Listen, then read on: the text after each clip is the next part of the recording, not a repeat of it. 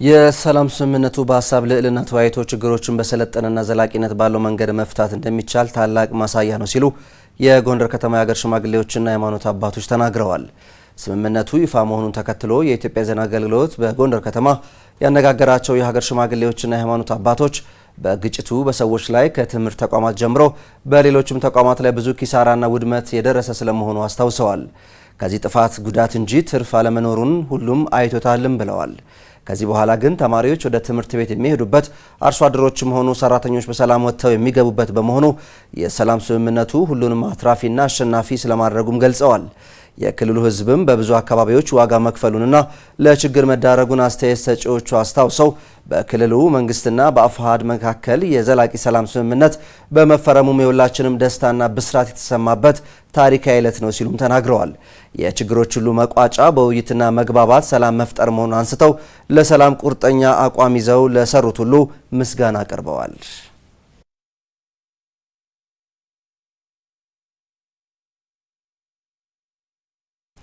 የፋይዳ ዲጂታል መታወቂያ ለዜጎች ተደራሽ ለማድረግ የተለያዩ ስራዎች እየተሰሩ ናቸው። ይህንን ጉዳይ በተመለከተ ተጨማሪ ማብራሪያዎች ለመጠየቅ በብሔራዊ መታወቂያ ፕሮግራም የምዝገባ ክፍል ቴክኒካል ስፔሻሊስት የሆኑትን ጣና ታምራትን እዚህ ስቱዲዮ ጋብዘናቸዋል። አቶ ጣና ጥሪያችንን አክብረው እዚህ ስለተገኙ በቅድሚያ ከልብ ነው የማመሰግነው። እናንተም ስለጋበዛችሁኝ በጣም ነው የማመሰግነው።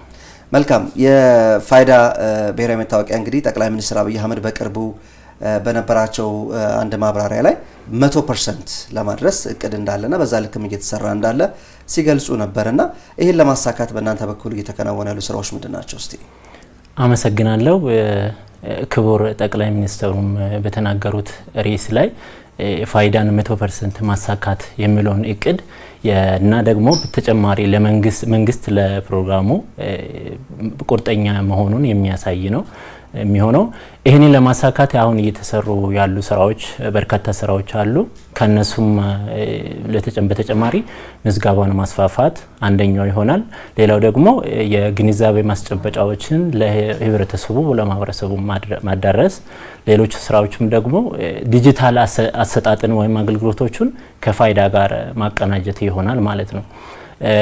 በመጀመሪያው ላይ የምዝገባን ማስፋፋት ጋር በተያያዘ የምነሳው ምዝገባ ማዕከሎችን በማስፋፋት ወይም ሰፋ አድርጎ ወደ ገጠሪቱ አካባቢም ድረስ ማዳረስ ነው አንደኛው የሚሆነው። ሌላው በተጨማሪ ደግሞ እያንዳንዱ የመንግስት ተቋማት ያሉ ኤግዚስቲንግ ወይም ያሉ ቢሮዎቹን በመጠቀም እነዚህ ምዝገባ ማዕከሎቹን ማስፋፋት ይሆናል። ተጨማሪ ጋር ደግሞ ከዚህ ጋር ተያይዞ የሚመጣው ምዝገባን ለማድረስ የሚያስችሉ ምዝገባ ኪቶችን ወይም ማሽኖችን መግዛት፣ ሌሎቹ ደግሞ ሞባይል ኪቶች የምንላቸው ወይም ተንቀሳቃሽ ኪቶችን ወይም ምዝገባ መሳሪያዎችን ማምጣት፣ እነዚህ ደግሞ ገጠራማና ወደ አስቸጋሪ አካባቢዎችን ለማዳረስ የሚያስችል ስራን ያዳርሳል ወይም ያገለግላል ማለት ነው።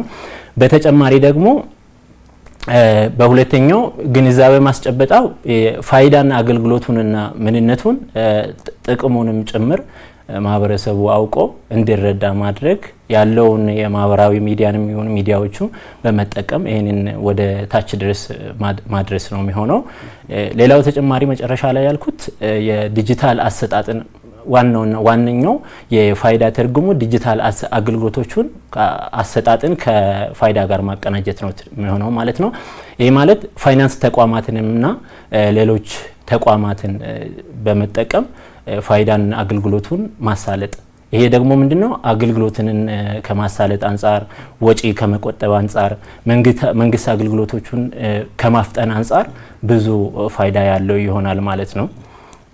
መልካም። እንደው ምናልባት አቶ ጣና ያው ብዙ ንቅናቄዎችን ብዙ አዳዲስ አሰራሮችን ተተገብራላችሁ። በጣም ብዙ ሰው የፋይዳ የዲጂታል መታወቂያ ባለቤት እንዲሆን አሁን በቀሪ ጊዜያት ይህን እቅድ ለማሳካት የሚተገበሩ አዳዲስ አሰራሮች ይኖራሉ?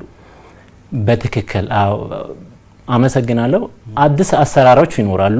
አዲስ አሰራሮች የቴክኖሎጂ አቅምን ማጎልበት ነው የሚሆነው። ቴክኖሎጂ አቅም ማጎልበት ማለት ማህበረሰቡ ከገጠር አካባቢ ድረስ ቴክኖሎጂን አውቆ ወደ ዲጂታል ዓለም እንዲቀላቀል ማድረግ አንደኛው ዋነኛው ይሆናል ማለት ነው። ይሄ ማለት ሁሉም ዜጋ ለአገልግሎቱ የሚሆን ነገር ለራሱ ወይም ለኢኮኖሚ የሚሆን ነገር አንድ ነገር ተጨማሪ ነገር ለራሱ ማድረግ የሚያስችል ነገሮችን ይይዛል ማለት ነው። እንደው ምናልባት አሁን ብዙ ጊዜ ሰዎች ከተመዘገቡ በኋላ የሚገጥማቸው የተለያዩ ችግሮች አሉ። ከምዝገባ መዘጋገብ ክፍተትም ሊሆን ይችላል። እነዛ ችግሮች አልፎ አልፎ ሲገጥሙ በምን መልኩ ነው የሚታረመው? በዚህ ጉዳይ ላይ ምናልባት የዘረጋነው አገልግሎቶች አሉ። እዚህ ላይ በሁለት መልኩ ማየት ይቻላል። አንደኛው መረጃን እርማት እንላለን። እርማት የምንለው ምናልባት በምዝገባ ጊዜ የተፈጠሩ ስህተቶች መዝጋቢዎች የፈጠሩት ስህተቶች ካሉ እነዚህ ምዝገባ እርማት እንላለን። ይሄንን በማድረግ ደግሞ አንጻር ሰዎቹ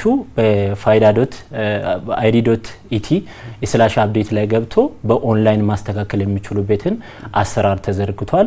ሌላኛው ደግሞ መረጃን ማደስ ነው የሚሆነው። መረጃን ማደስ ስንል ደግሞ አንድ መረጃ ከተመዘገበ በኋላ ለመቀየር ወይም ለማደስ ቢፈልግ ምናልባት ስም ሊሆን ይችላል፣ ስልክ ቁጥር ሊሆን ይችላል፣ ሌሎችም ደግሞ ከእድሜ ጋር ተያይዞ የሚያድሱ ነገሮች ሊሆኑ ይችላሉ። ይህንንም ደግሞ fida.id.et/update ላይ ገብቶ ማደስ ይችላሉ። በተጨማሪ ደግሞ አቅራቢያ ባሉ የምዝገባ ማዕከላት በመሄድ ይሄንን መረጃ ማደስ ይችላሉ ማለት ነው። ይሄ መረጃ መቼ ነው የሚሳካው የምንለው?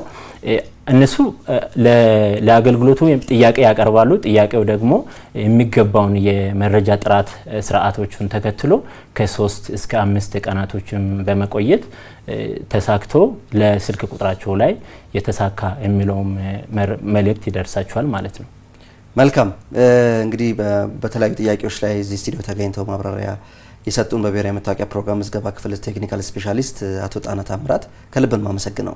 እኔም አመሰግናለሁ። ታንክ ዩ